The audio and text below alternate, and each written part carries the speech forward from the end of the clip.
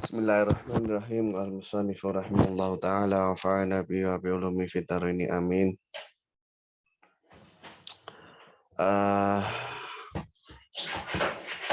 Mana ini kitabnya ini? Loh. Kok hilang? Wait. Oh ini.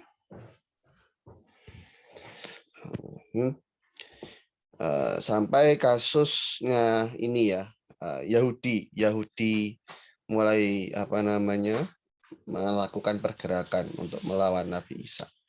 Bismillahirrahmanirrahim.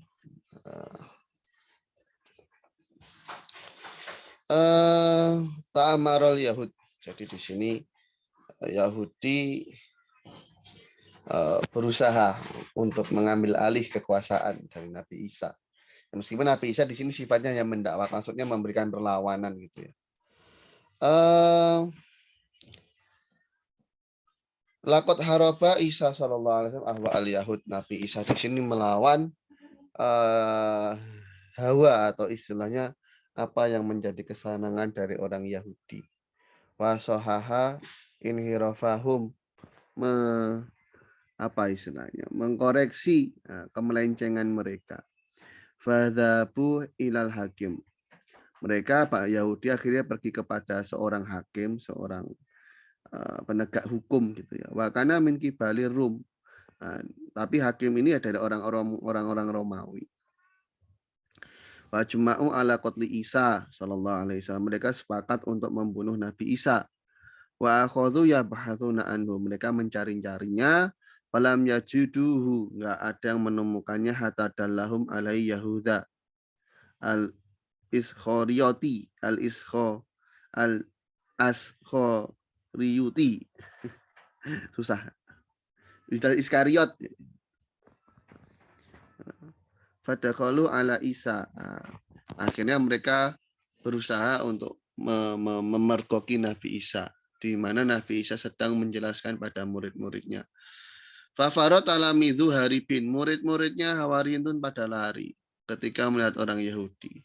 Dan Allah mengangkat Nabi Isa ke langit dan menanamkan dalam hati orang-orang Yahudi di sana bahwasanya Yahuda itulah yang merupakan Nabi Isa. Karena memang Yahuda ini mirip dengan Nabi Isa. Dan Yahuda ini diam, nggak lari dari orang-orang Yahudi. Akhirnya orang Yahudi pun menangkap Yahuda, membunuhnya dan mensalibnya. Sebagaimana firman Allah di surat An-Nisa 157 sampai 158. Kemudian di mana beliau sekarang berada ya masih ruhu, jadi beliau posisinya itu di mana?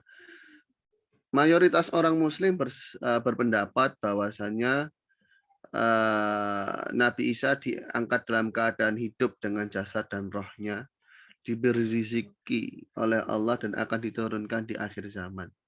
Sesuai dengan hadis dari Abu Hurairah, Rasulullah bersabda,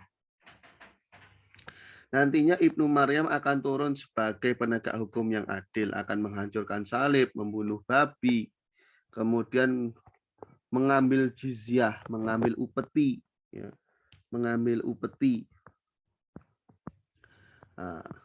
dan kemudian akan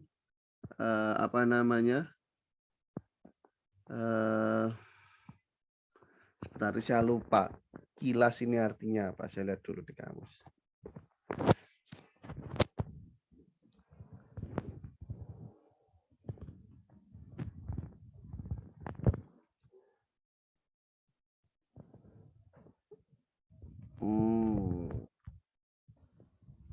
Dan beliau menaiki unta muda, dan jadi walatut rokanal kilasu.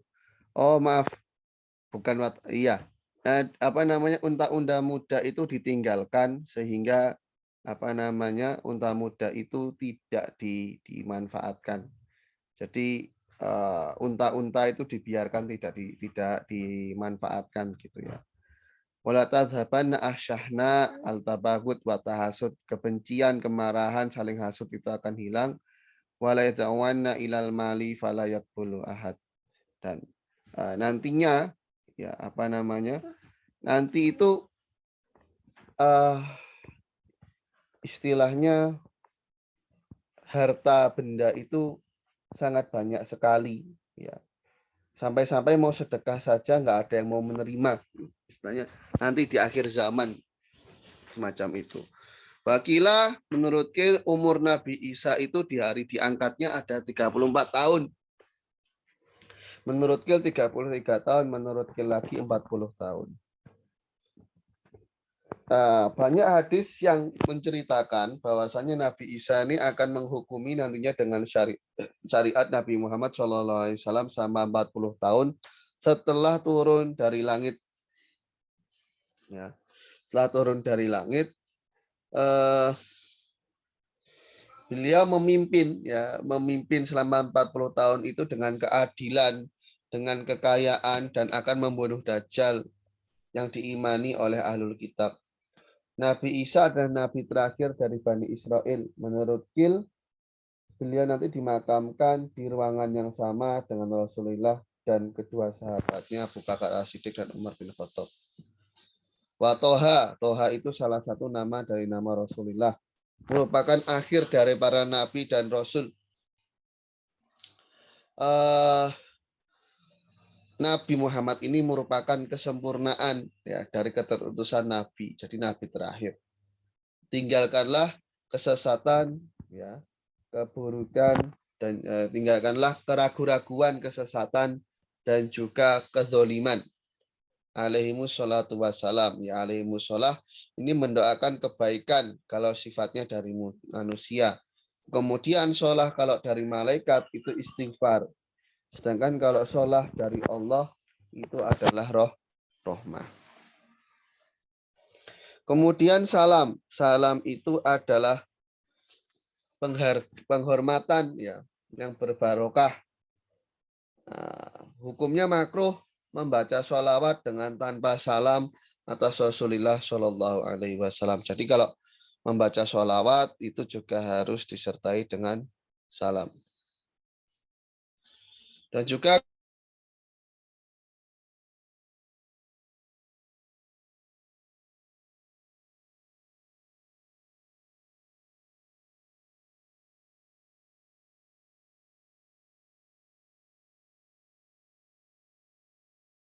doa yakni orang-orang yang beriman.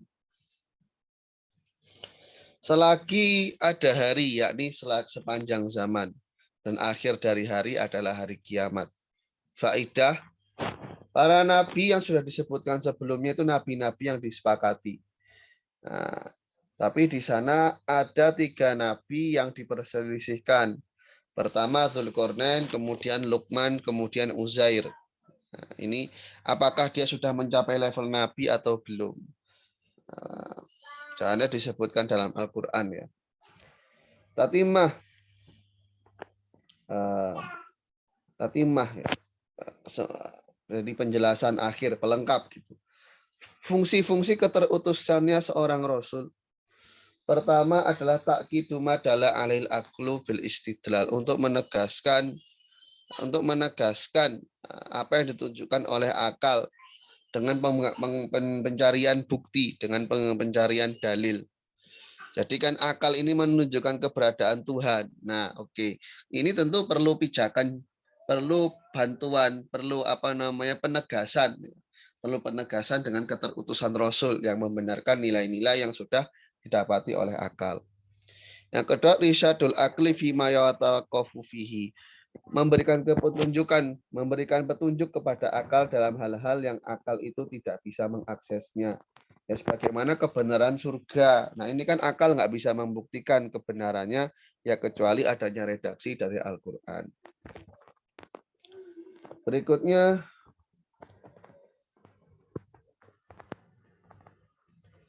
taqwiyatu ma'adrokahu fitorikil dhoni inkana musiban wa izalatu khoti inkana muftian. Dan juga untuk menguatkan apa yang sudah ia dapati dengan dengan adanya dugaan kuat kalau memang dia itu benar dan menghilangkan kesalahannya kalau memang dia itu bersalah.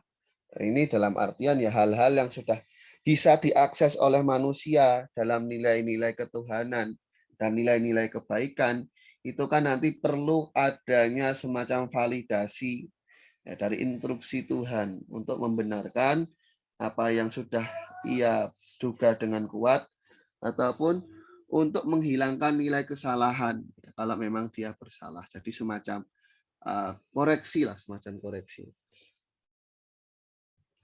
Faidah ya. Laulal aku lam ta'ti arusul. Kalau nggak punya akal, alam semesta ini tidak ada yang namanya akal, Rasul pun nggak akan terutus.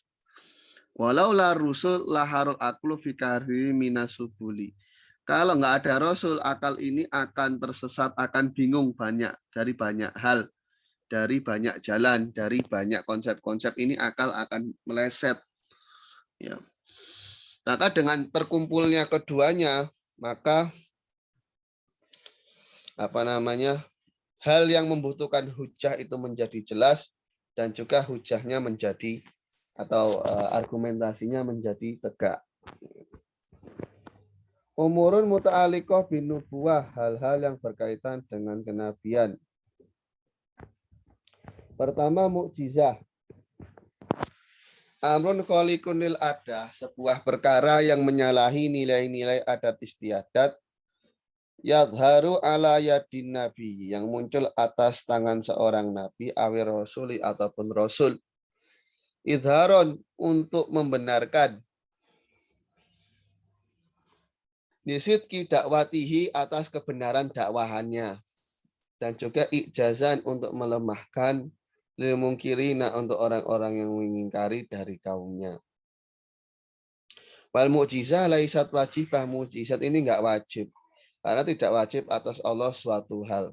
Bisa saja Allah mengutus seorang nabi dengan tanpa mukjizah.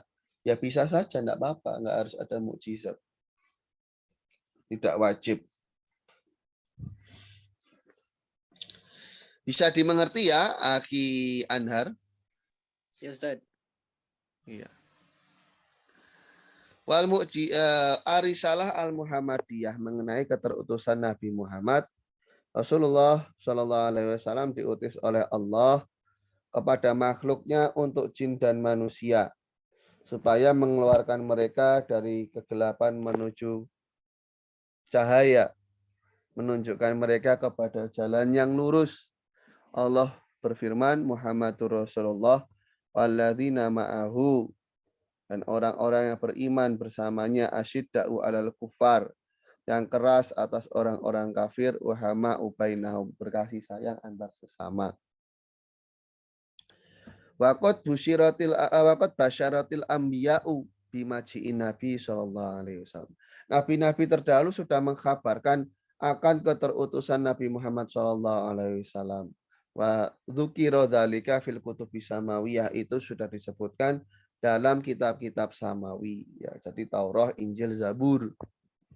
Kalau kitab-kitab lain Tripitaka, Weda, apalagi. Nah, itu ya tidak ada. Sutasoma. Al-Adil. Gimana? Yang tadi kalau sholawat terus pakai salam, maksudnya salam itu assalamualaikum itu gimana, Ustaz? Ya membaca salam, as-salatu wassalamu gitu loh. Oh ya, salam. Assalamualaikum gitu. Lanjut, Ustaz, lanjut. Jadi menyertakan sholawat bersamaan dengan pembacaan salam. Bukan membaca assalamualaikum. Assalamualaikum lebih ke arah sapaan. Ya, Ustaz. Ya. Jadi umpama nih hanya membaca sallallahu alaihi Muhammad tanpa sallallahu alaihi wasallam umpama. Itu makruh.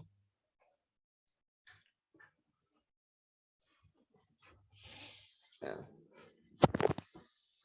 Dalil-dalil atas kebenaran dakwah Nabi Muhammad, yakni ada banyak, tidak bisa dibatasi.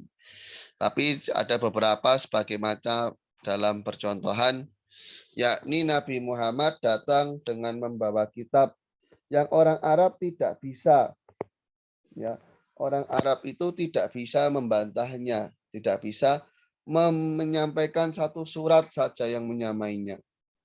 Bersamaan itu Nabi yang umi, ya Nabi itu kasusnya adalah orang yang buta huruf, nggak mengerti membaca, nggak mengerti menulis. Maka ini sebuah mukjizat.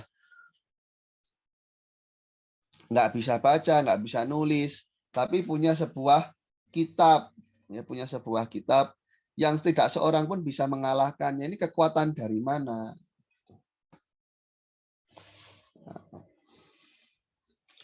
Bukan buatan manusia.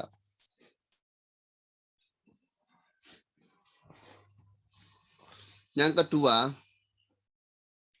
ikhbaruhu bil umami sabiqoh, yang mengkabarkan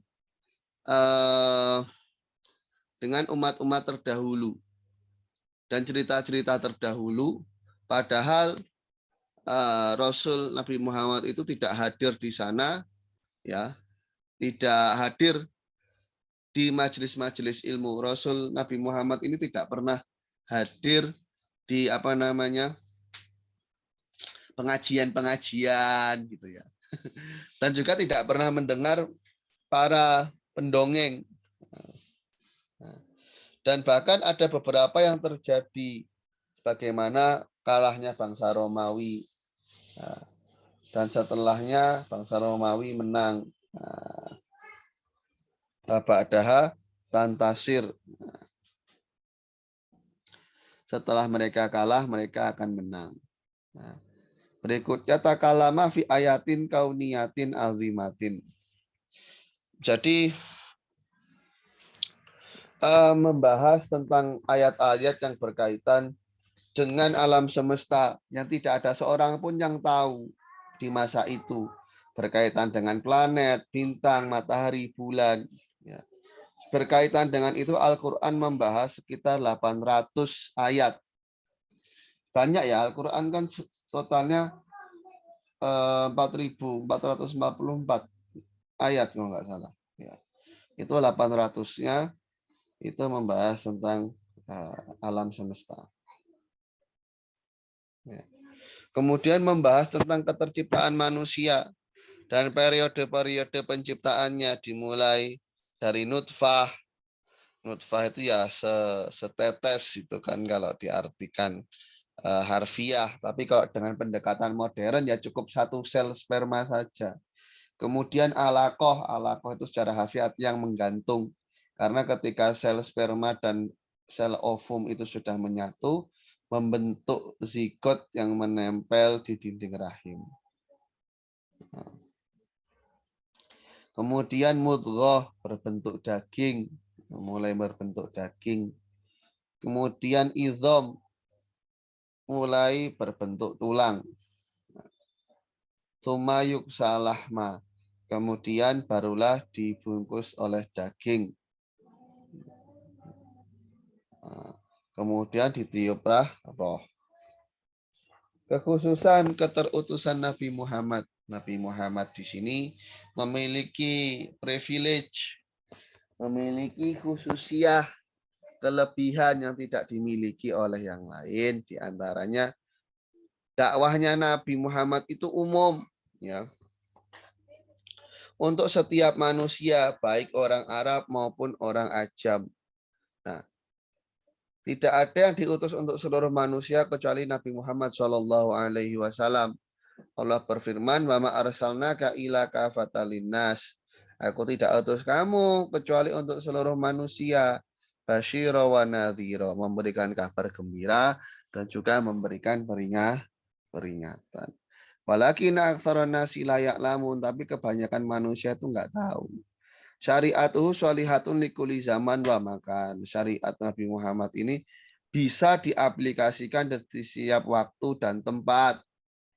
Setiap risalah sebelum risalah Islam ini itu hanya aplikasinya kepada kaum tertentu dan terbatas zaman. Tapi Islam itu akan selalu diaplikasikan sampai hari kiamat. Bahkan untuk hal-hal yang saat ini belum bisa kita aplikasikan, semacam kisos, semacam hadu zina, ya dicambuk atau dilempari batu, ya itu bukan berarti tidak layak diaplikasikan saat ini, tidak. Ya tetap layak nilainya, cuman implementasinya itu perlu waktu dan perlu penyesuaian. Karena kalau langsung dipaksakan itu nanti orang-orang juga akan cenderung melawan. Ya, jadi harus bertahap, diberi pengertian dan seterusnya. Saya yakin kok kalau hukum rajam itu berlaku di Indonesia, yang zina-zina itu pada berhenti. Iya. Di Aceh paling itu baru seberapa Ustaz ya? Ke Aceh. Di Aceh kan hanya dipukuli pakai rotan saja. Oh iya, kata. Ustaz kalau tadi maksud yang Nabi tidak pernah ke majelis itu gimana Ustaz maksudnya itu? Nabi Ya ketika Rasul nggak pernah nongkrong-nongkrong. Maksudnya nggak pernah hadir di majelis ilmu. Maksudnya sebelum menjadi nabi itu Rasul nggak pernah mengalami mengenyam pendidikan, itu nggak pernah. Rasul itu masa mudanya sebagaimana pemuda pada umumnya. Hanya saja akan baik melebihi orang-orang pada umumnya. Jadi istilahnya kalau orang kampung tuh orang kampung yang baik. Oh jadi mulai aktif di majelis-majelis atau ilmu itu ketika sudah apa tuh periode memasuki kenabian gitu. Ya kalau sudah menjadi nabi, beliau sendiri yang jadi pusat keilmuannya. Oh iya. Beliau sendiri yang menjadi pusat keilmuannya. Kemudian Nabi Muhammad ini adalah nabi terakhir dan syariat terakhir. Rasulullah Shallallahu Alaihi Wasallam adalah nabi dan rasul terakhir. Barang siapa yang mengaku nabi setelah Nabi Muhammad, itu nanti adalah seorang dajjal yang pembohong. Kemarin kayaknya ada orang ngaku nabi, bukan apa di mana ya, di Jawa Barat. Banyak yang mau Nabi kadang banyak. Dulu pernah ada nama itu Nabi Asep. Nah, orang daerah dekat sini lumayan lah. Ada tuh udah ketangkep. Ditangkap polisi nggak? Iya ditangkap. Ada di Garut. Banyak di Garut terus ada kayak yang agama-agama yang baru-baru gitu kan. Sen-sen ya, yang sesat-sesat gitu. Iya. Kenapa ya? Heran saya. Gak tahu. Kalau Cari yang sen. itu kan Sunai Empire udah meninggal pimpinannya. Lord Oh Rangga ini itu. Lord Rangga. Tapi kan Ya, dia orang Brebes, bukan orang ini, bukan orang iya, Sunda. Bukan. ya kali itunya di Sunai Empire. Ya, tapi aneh sih juga. Tapi kenapa meninggalnya di Brebes? Enggak, kalau di daerah Brebes itu banyak orang Sunda, tapi emang Oh, Sundanya Jawa Tengah gini. iya di Jawa Tengah itu yang daerah Brebes, daerah Banyumas itu beberapa ada yang Sunda. Jadi kan dulunya ikut kerajaan Pasundan. Bahkan Jadi kalau di bahasa. sini itu Ustadz daerah Garut ada kayak aliran tuh kita tuh harus syahadat lagi. Kalau belum syahadat, jadi belum abdol keislaman itu. Jadi nggak ada istilah Islam turunan. Oh, kan kalau sholat juga baca syahadat. Iya, Kenapa? jadi kita tuh harus ini lagi harus bersyahadat disaksikan gitu. Ada Harus yang kayak login. gitu. Padahal belum logout tapi suruh login lagi. Iya, ada aja.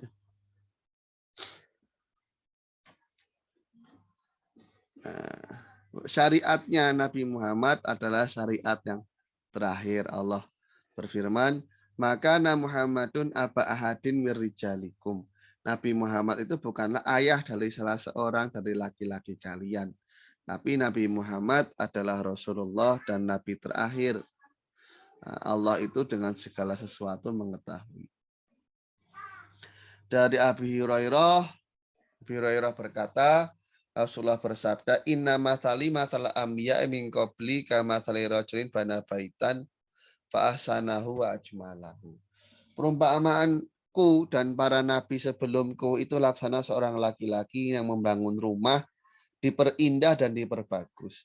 Ila maudhi'a labinatin min zawiyatin. Nah, kecuali ada sebuah tempat di pojokan, tempat menaruh batu bata, itu belum terisi. Maka manusia yang mengitari rumah itu terheran-heran. Kok apa namanya? kok batu batanya tidak diletakkan? Nah, Nabi Muhammad menjawab, fa ana labinah wa ana khotimun nabiyyin. Nah, akulah apa namanya? Akulah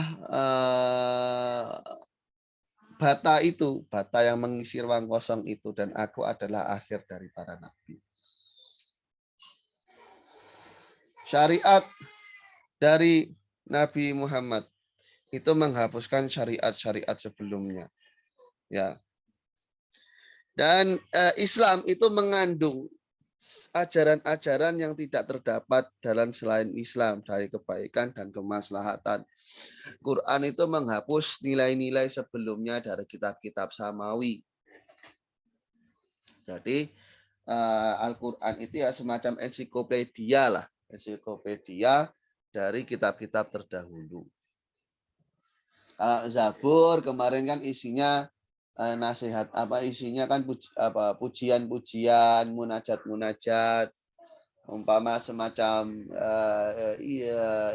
Taurat, kitab Torah itu kan konsepnya menekankan 10 perintah Tuhan, 10 commandments itu. 10 commandments. Pernah baca Taurat? Enggak pernah. Belum, Ustaz. Kitabnya masih ada, Ustaz, emang? Ya yang original ya paling nggak ada, yang ada yang sudah dirubah-rubah. Yang terbaru yang dipakai sama agama apa, Ustaz? Maksudnya Ya yang dipakai orang-orang Yahudi. orang Yahudi. Kan di Indonesia ada komunitas Yahudi tapi sedikit, nggak banyak. Oh ya, Yahudi. Kalau kayak Taurat sama agama apa, Ustaz, biasanya? Iya, Taurat itu orang Yahudi biasanya yang pakai. Zabur sama berarti. Nah, kalau kitab Zabur ini nggak tahu masih eksis atau enggak. Soalnya Oh, kan iya. isinya hanya puji-pujian saja, tidak mengandung hukum. Yang kelima, ja'alallah aru'ba fi qalbi kulli man arada harba Rasulillah. Allah tanamkan rasa takut di dalam hatinya orang-orang yang hendak memerangi Rasulullah. Jadi kalau mau perang sama Rasul itu pasti takut, nggak tenang. Dan Allah jadikan bumi ini sebagai masjid dan juga tempat yang suci. Jadi kan kalau kita orang Islam sholat di mana saja asalkan suci kan boleh. Tapi kalau syariat-syariat terdahulu itu ibadahnya harus di kuil. Ada kuilnya, ada makbadnya gitu. Semacam kaumnya Nabi siapa? Nabi Musa. Ya. Allah halalkan untuk Nabi Muhammad dan umatnya harta rampasan perang. Harta rampasan perang boleh. Yang kedelapan, Allah berikan pada Nabi Muhammad syafaat yang agung di hari kiamat. Yang nomor 9, Allah muliakan Nabi Muhammad atas setiap makhluk dan menjadikan Nabi Muhammad kasih sayang untuk alam semesta. Yang ke-10, Allah jadikan umat Nabi Muhammad ini sebaik-baiknya umat. Ya. Dan Allah jadikan sebagian ahli surga itu dari umatnya Nabi Muhammad. Jadi setengah dari ahli surga itu adalah umatnya Nabi Muhammad. Banyak kan? Dan yang pertama kali masuk dan orang pertama yang melewati Sirat. Kasihan ya umat-umat terdahulu. Umat-umat terdahulu itu diberi fisik yang kuat, diberi banyak nikmat di dunianya yang tidak dimiliki orang sekarang. Mungkin kesannya orang sekarang itu lebih enak daripada orang zaman dahulu karena fasilitasnya sudah lengkap. Tapi meskipun begitu, orang dahulu itu dengan segala keterbatasan, kekuatan fisiknya luar biasa. Kayak kaum Ad, itu kan rumahnya di gunung-gunung, jadi mereka bisa mengukir gunung dibuat rumah. Orang sekarang ya pakainya kan alat. Orang dulu fisiknya luar biasa. Jadi dengan tangannya mungkin ya. Jangankan begitu, di zaman Nabi Muhammad saja, orang itu kalau nyambuk tembok, mencambuk tembok itu temboknya hancur. Tinggal dari tenaganya. Iya, tenaganya besar. Jadi orang mati di tiang cambukan itu banyak. Ya maksudnya ada lah orang meninggal di tiang cambukan. Soalnya tembok aja bisa hancur, apalagi kulit. Ya, apalagi umat-umat terdahulu. Umat modern ini makin lama kan makin manja. Ya dengan Orang mudahnya teknologi gitu kan. iya, kayak orang dulu kan naik turun gunung biasa, cari kayu bakar, fisiknya kuat-kuat, umurnya panjang-panjang. Sekarang aja nggak genap 40 tahun sudah komplikasi. Iya, ginjal Yang ya, kena, yang kena diabetes. kolesterol, asam urat. Makannya sembarangan, geraknya jarang. Makannya kimia-kimia, tapi males gerak. Orang Jadi zaman dulu makannya terjaga, geraknya aktif. Orang sekarang kebanyakan gaya lah pokoknya. Ya, saya lanjut. Oh, antum itu asalnya Garut ya?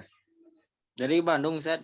Cuma kan kuliah di UIN, banyak teman orang Garut, Oh, gitu. UIN Cibiru. Iya, iya, iya.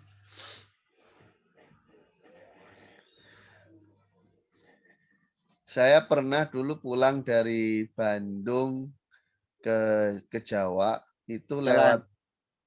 iya dari Cahem ke Jawa naik bis. Nggak tahu lupa saya di Garut apa di Tasik ya. Jalannya Cicahem di pokoknya ekstrim. Bandung. Apa, Ustaz? Jalannya ekstrim dari Bandung ke Jawa, anak dari Cahem. Nggak tahu saya lupa lewatnya Tasik atau Garut, pokoknya jalannya ekstrim gitu. Oh, di Ciamis kayaknya tuh daerah Gentong kayaknya. Kalau kalau kalau kalau Ciamis kan ini ke barat kan? Oh iya, Jawa Tengah itu ya nyambungnya ya. Iya, ini mau ke Jawa. Jawa Saya lupa Timur. atau lewat Garut. Iya, mau ke Jawa Timur. Naik bis tuh kayak terbang-terbang. Oh, berarti itu kayaknya lewat Cirebon itu, Sumedang kayaknya. Iya, Sumedang, iya, lewat Cirebon. daerah situ. Nanti nyambung ke Jawa Timur. Iya. Ya, saya lanjutkan asam iyat. Sekarang kita akan membahas hal-hal yang berkaitan dengan apa namanya? Nilai-nilai yang tidak ada ruang bagi akal untuk mengaksesnya. Jadi ini hal-hal yang sifatnya kabar dari syariat gitu. Ya. Wal malakul ladzi bila abin wa la akla la syurba la nauma lahum la akla la syurba wa la nauma lahum. Nah, kalau kita kan nggak bisa nih kalau kita pikir malaikat tuh kayak gimana gitu. Makanya ada keterangan dari syariat yang namanya malaikat tanpa ayah, tanpa ibu, tidak makan, tidak minum, dan tidak tidur. Nah, rinciannya tafsilu asyrin minhumu jibrilu, mikalu israfilu azrailu. Malaikat Jibril, Gabriel, ya, Mikal, Michael, Israfil. Saya nggak tahu versi versi bahasa Ibrani-nya Israfil ini apa Rafael atau nggak tahu saya. Kemudian Israel,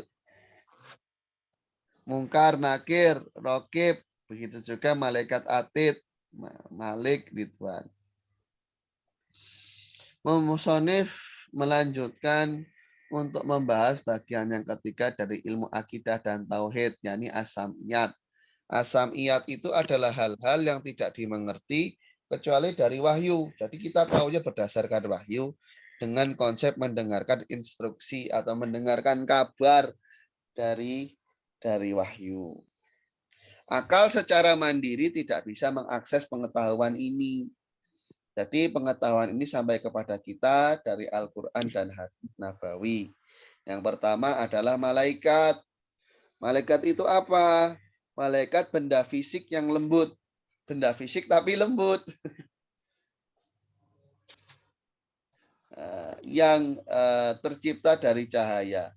Yang bisa berubah-ubah dan menampilkan bentuknya dengan bentuk yang baik. Ya. Alhamdulillahi fatiri samawati wal ardi ja'ilil malaikati rusulan uli ajnihatim masna wa thulatha wa ruba. Malaikat yang memiliki sayap dua-dua ada, tiga-tiga ada, empat-empat ada. Yazidu fil khalqi ma yasha'u innallaha ala kulli syai'in qadir.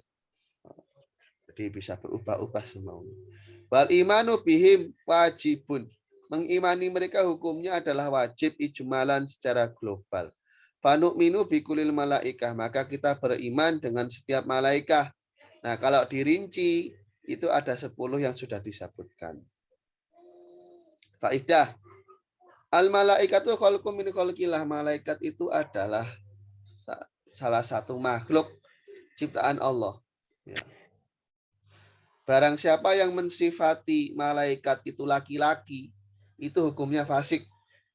Nah, yang lebih parah kalau mensifati malaikat itu wanita, nanti hukumnya kafir. Tidak ada yang mengetahui hakikat mereka kecuali Allah Ta'ala. Malak itu mufrad dari malaikah. Ya, jadi malak itu kalau dijamakkan menjadi malaikah. Ya, jadi menjadi fa'ail wazannya, fa'ail.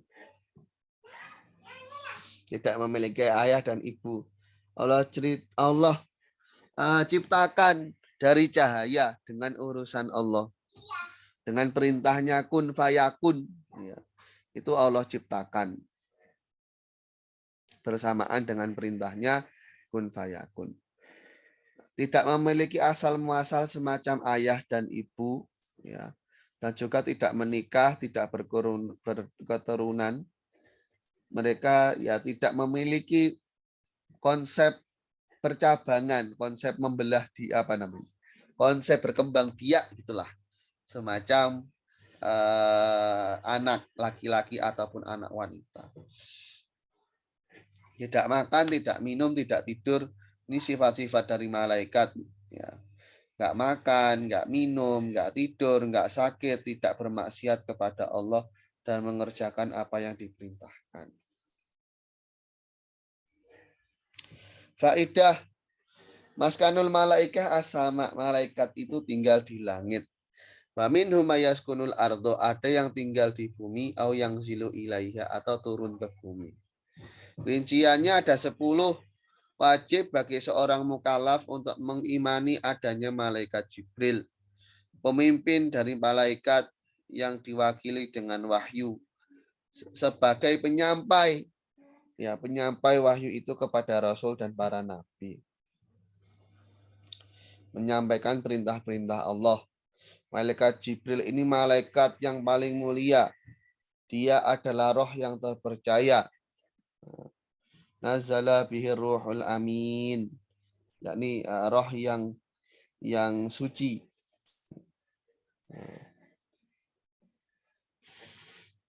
Berikutnya yang kedua, malaikat Mikail. Yang diamanati, yang dibebani kewajiban untuk membagi rizki, ya, dan juga dibebani kewajiban mengatur laut dan hujan. Malaikat Israfil yang diberi tugas untuk meniup trompet di hari kiamat. Israel, yakni malaikat maut yang dibebani kewajiban, yang memiliki kewajiban untuk mencabut roh. Nah, wahulaul arba'ahumul al-mutaswarrifun. Keempat malaikat inilah yang selalu berpindah-pindah, ya, membagi rezeki, kan muter. Malaikat Israfil, ya kalau malaikat Israfil ini ya yang standby, kalau beliau ya standby meniup kapan ada perintah untuk meniup trompet. Faidah dari riwayat yang masyhur, malaikat Jibril ini tidak turun lagi ke bumi setelah Rasulullah Shallallahu Alaihi Wasallam.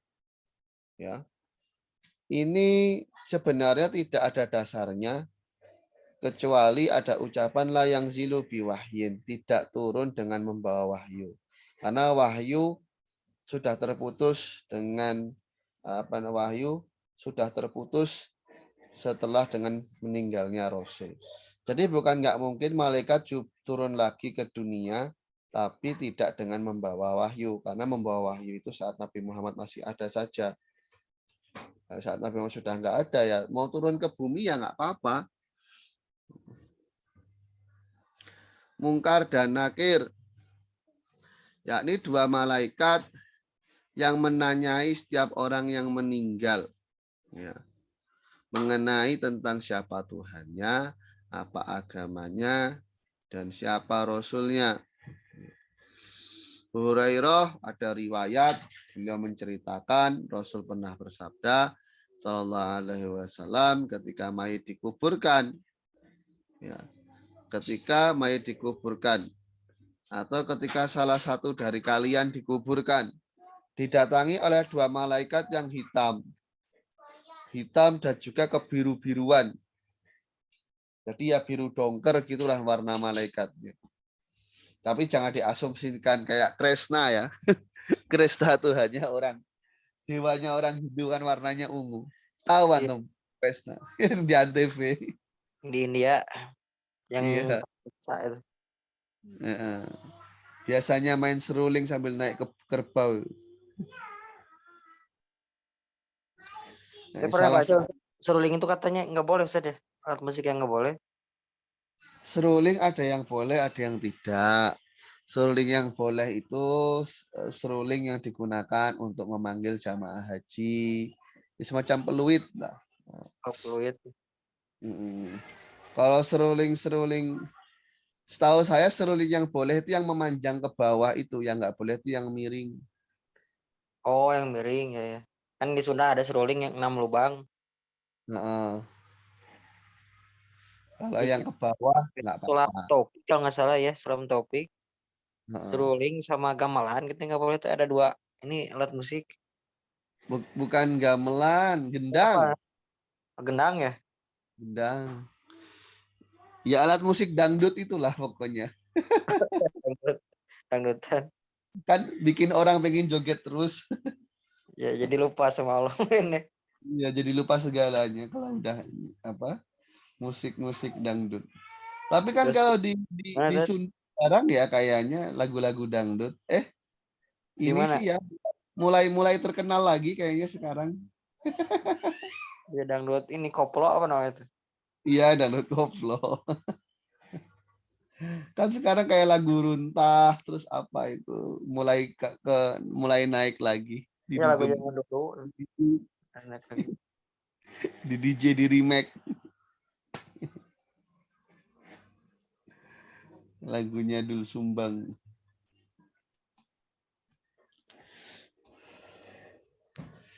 Kemudian Rokib dan juga Atit. Tapi dulu waktu saya di Sukabumi lebih sering dengar musik-musik Sunda dibandingkan musik dangdut. Ustaz lama di Kayak Sukabumi Ustaz. berapa ya 9 bulanan mungkin Lumayan. Kerja atau gimana Ustaz? Belajar. kerja. Masih. Saudaranya istri juga masih ada kayaknya di sana di Cibadak kalau nggak salah. Daerah Jampang bukan? Jampang jauh. Iya Jampang, tapi di Oh iya. Cibadak bukan di Jampangnya. Banyak dukun katanya di sana. Dukun. Banyak orang sakti katanya. Oh sih Ustaz orang sana gimana Ustaz? Enggak, istri saya mah orang Jawa, cuman Oh, ini ada saudara yang punya pesantren kalau nggak salah di sana. Saudaranya istri ada pesantren di Sukabumi. Dulu pas di Sukabumi juga nggak sempat ketemu, oh enggak gitu. nggak sempat ketemu. Taunya ada saudara itu juga pas di Sukabumi, dulunya mah nggak tahu. Pas ke sana Oh. jalan bulan dikabarin ada saudara loh di Sukabumi punya pesantren, Hmm. nggak sempat ketemu. Malaikat Rokib juga malaikat Atid. Malaikat Rokib, malaikat yang berada di sisi kanan manusia yang menulis kebaikan. Malaikat Atid, malaikat yang berada di sisi kiri yang menulis keburukan. Artinya raqib dan atid itu ya menjaga dan hadir. Tapi ana baca itu di kitab tashilnya kitab tashilnya Syekh Said Fudah itu raqib dan atid itu ya kerjanya menulis kebaikan dan keburukan. Jadi kerjanya sama.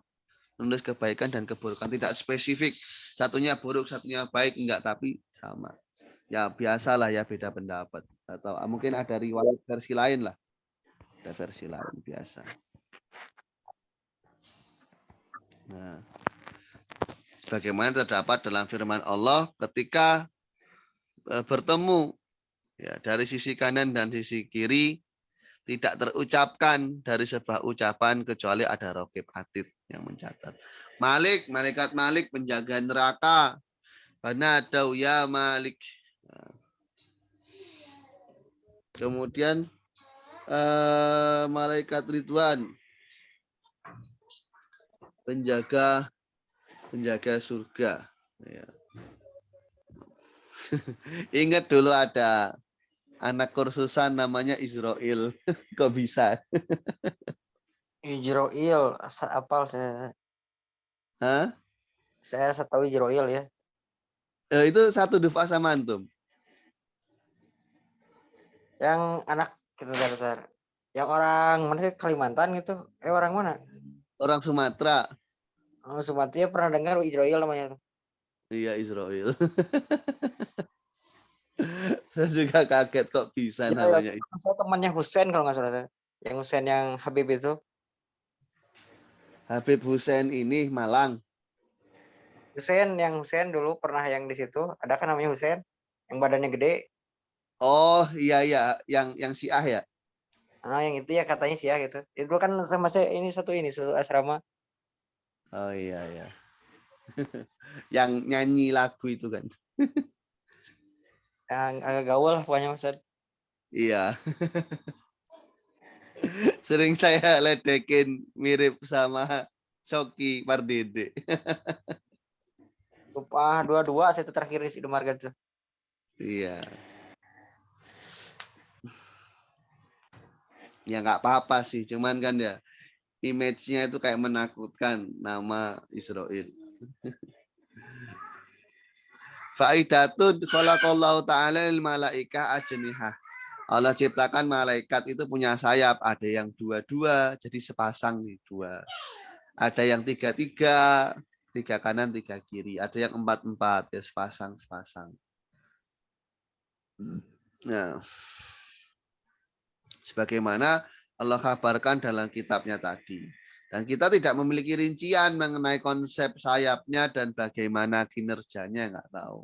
Cuma kan ada hadis itu kalau nggak salah Nabi Muhammad pernah bersabda, sayap malaikat Jibril itu seperti permata yakut. Seperti permata yakut. Oh, berarti bukan bulu tapi permata. Ya kalau dipikir pakai logika pasti berat ya. Yeah. Kok jadi sayap. Cuman ya nggak semua hal kan bisa dilogikakan. Ya. Karena malaikat itu terhijab dari kita, dalam artian kita tidak bisa melihat malaikat dengan iradah Allah dan dengan hukumnya. Dan Al-Quran pun nggak merinci tentang kabar tentang malaikat itu. Ya hanya dibilang punya sayap 2, 3, 4.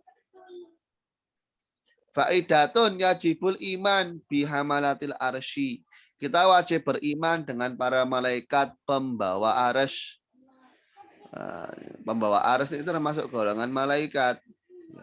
Begitu juga ada namanya malaikatur rahmah, malaikat kasih sayang, malaikat zabaniyah di neraka jahanam, malaikat hafadzah, malaikat penjaga, ada.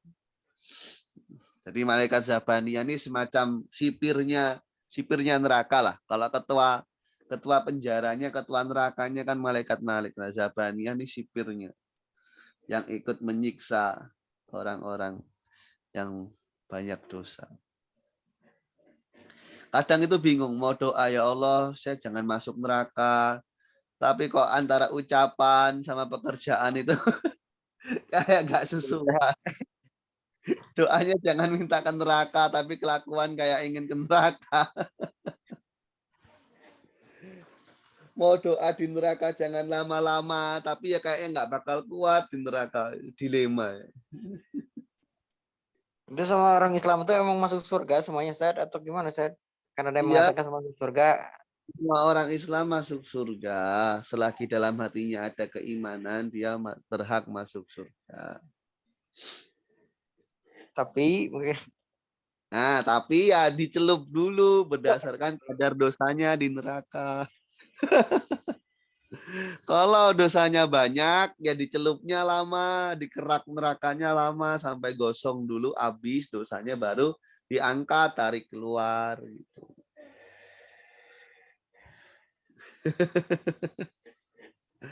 Kadang bingung. Ya Allah, jangan masuk neraka, tapi kelakuan kayak pengen lama di neraka.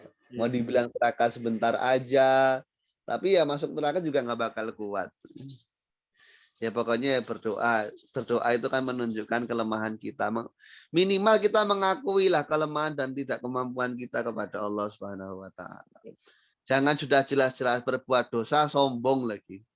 Karena kan sombong itu paling dibenci Allah. Sudah buat dosa sombong, double dosanya. berarti, Ustaz, kalau orang Islam nggak ada keimanan dalam hatinya, sudah tidak bisa dikatakan Islam lagi, Ustaz. Iya kan jatuhnya orang munafik. Oh iya, Secara Islam, secara batin dia kafir. Tapi kita nggak boleh asal menuduh munafik. Ada orang nggak sholat, kamu munafik nih, ngaku Islam iya. doang nggak sholat. Ya belum tentu. Kita nggak pernah tahu ya kadar keimanan seseorang di dalam hati itu kita nggak pernah tahu. Jangan menghakimi berdasarkan apa yang kita lihat. Apakah orang yang munafik itu sudah tidak jadi Islam lagi? Ya secara zahir dia masih Islam karena membaca Oh. syahadat. Tapi mungkin di hatinya nggak ada keimanan. Nah itu nanti Mungkin dia gitu, masuk mungkin. memang pembacaan syahadatnya itu palsu gitu. Oh iya, iya. Jadi nggak jadi ke surganya itu. Iya, iya itu seumpama punya akun Facebook atau Twitter tapi bot, akun Iya. bot. Iya. Jadi tetap nggak dianggap sebagai user yang ori gitu. Meskipun mungkin bisa berselancar di Twitter, cuman ya aksesnya terbatas karena bukan apa user manusia. Ya sama halnya dengan gitu, mereka nggak punya iman ya. Ya hanya secara zahir saja dihukumi Islam, cuman nggak dapat privilege masuk surga. Ya saya Yang nggak repot juga ya. Dia emang sudah syahadat, tapi yang nggak ada keimanan di hatinya gitu. iya. Ya yang dikhawatirkan seperti itu kan orang yang pindah agama karena mau menikah, takutnya dalam hatinya dia nggak iman ya, supaya boleh nikah aja. Ya. Soalnya Jadi yang banyak biasa. seperti itu, banyak. Jadi mungkin yang Kayak dimaksud dengan orang Islam semua masuk surga itu yang dalam hatinya ada keimanan tuh yang memang Islam itu secara dohir dan batin, bukan hanya iya. syahadat tapi di hatinya nggak ada keimanan. Mungkin gitu mungkin ya. Ya emang gitu, emang gitu, emang gitu. Ya kalau dia baca syahadat hanya untuk supaya bisa nikah tapi hatinya nggak iman, ya jatuhnya nggak Islam. Maksudnya jatuhnya dia itu keislamannya tidak dianggap sah di akhirat nanti. Iya. Tidak dianggap sah di akhirat nanti. Kan ada ceritanya itu, siapa Snogugronch Orientalis, kan pernah mimpin sholat, pernah menjadi imam di Mekah. Setelah mimpin selama sebulan, beliau bilang, bukan beliau ya, dia bilang, kalian semua selama sebulan wajib mengkodok sholat. Kenapa?